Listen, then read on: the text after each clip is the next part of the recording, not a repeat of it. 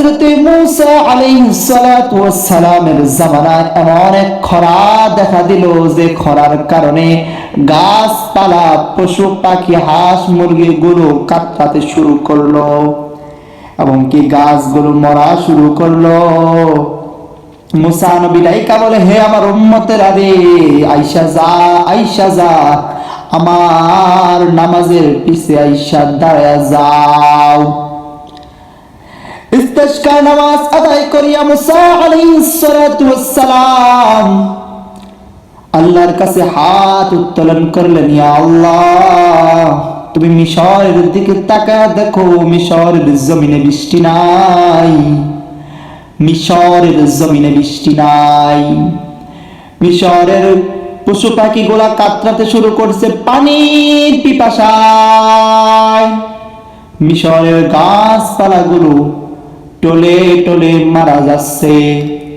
মিশরের জমিনে বৃষ্টি দাও। আল্লাহ তাআলা তাৎক্ষণিকভাবে জিবরাইল আলাইহিস সালাতু ওয়াস সালামকে পাঠাইয়া দিলেন এবং কি মূসা আলাইহিস সালাতু ওয়াস সালামের কাছে এসে বললেন, হে মূসা, তোমার মজলিসের মাঝে এমন এক গুনাহগার বসে আছে যে গুনাহগার না ওঠা পর্যন্ত আল্লাহ বলেছেন মিশরের জমিনে বৃষ্টি দেবেন না। মূসা নবী রাগান্বিত মানুষ। মূসা নবী পেছন দিক ফিরে বললেন, কে আছো গুনাহগার, উঠে যাও, উঠে যাও, উঠে যাও। আল্লাহ তাআলা বলেছেন তুমি না ওঠা পর্যন্ত আল্লাহ তাআলা মিশরের জমিনে বৃষ্টি দেবেন না। নিজ দায়িত্বে উঠে যাও, না হয় আল্লাহ তাআলা তোমাকে চিহ্নিত করে দেবে। যুবকের মনের ভিতরে তুলা দিয়ে উঠলো। যুবক অন্তরের ভিতরে কেঁদে দিলেন এবং কি আল্লাহর কাছে বললেন, আল্লাহ গো,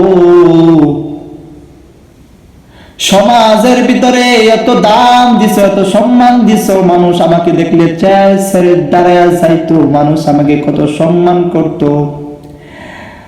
শ্রেষ্ঠ যুবক হবার কারণে, পড়ালেখায় শ্রেষ্ঠ যুবক হবার কারণে এলাকায় সমাজে কতবার স্বর্ণের পদক পাইলাম, কতবার নাম উজ্জ্বল করলাম, ফ্যামিলির নাম উজ্জ্বল করলাম, কিন্তু এখন যদি এইখান থেকে উঠে যাই, এই মানুষ আমাকে দেখলে নিক্ষেপ